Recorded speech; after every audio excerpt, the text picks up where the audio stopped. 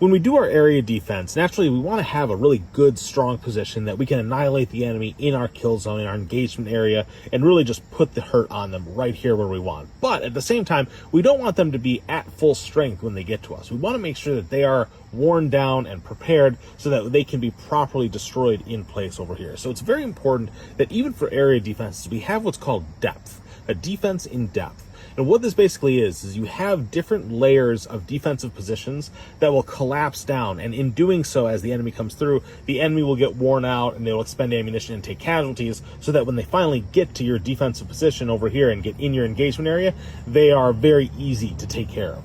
So what ends up happening is, as the enemy comes in, the first line they encounter is we have our scouts right here. Typically 2-man teams, or sometimes 4-man teams. They can be a little bit larger, they can have vehicles, they can all sorts of stuff, but their primary job is early warning system. They're confirming that the enemy is in fact coming along this route and not over here or over here, but they are coming in this route. And then once they've confirmed that, they've communicated that information up, they're going to take a few pot shots, maybe shoot a few belts of ammunition, enough to get their attention and force the enemy to start to deploy, to take on this threat. But by the time the enemy actually gets there, they'll find that the recon teams have already displaced. They have gotten out of there because they're not going to stick around to try and fight a platoon, a company, or anything like that.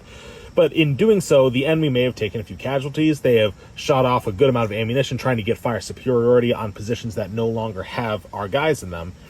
And they'll be a little bit more worn out, having to, run through the woods, do their bounding drills and everything like that. So by the time they figure everything out, 1, you've bought time, 2, they're a little bit worn out. So now they're going to reconsolidate and keep moving forward, at which point they will encounter the second line. And this is a more fixed defense, a little bit stronger, but it's going to be of a smaller element, maybe a fire team like this. So maybe the recon team is with them now, and they can come up and set up their own engagement area and do a little bit more damage. So these guys are now caught up in a little bit of an engagement area here, but the nature of the fight is that they will probably have more firepower and be able to suppress and force these guys to withdraw. So our guys will withdraw again back here, while these guys, the enemy, is trying to figure out what the hell just happened, getting their guys online. They are now expended even more ammunition. They may be out of order, they may have lost communication, and they probably have a leader telling them, you need to hurry up and take this objective.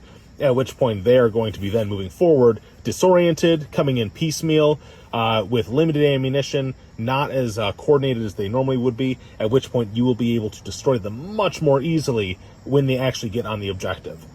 Key points of doing this, though. You note that when we have friendly units forward here, this is in their fields of fire. So you need to make sure, very sure, that you're checking your fire and not shooting your own guys as they're withdrawing back in. Passage of lines is very, very important. We'll talk about that in another video. But it's very, very easy to do this wrong and hurt your own people rather than hurting the enemy.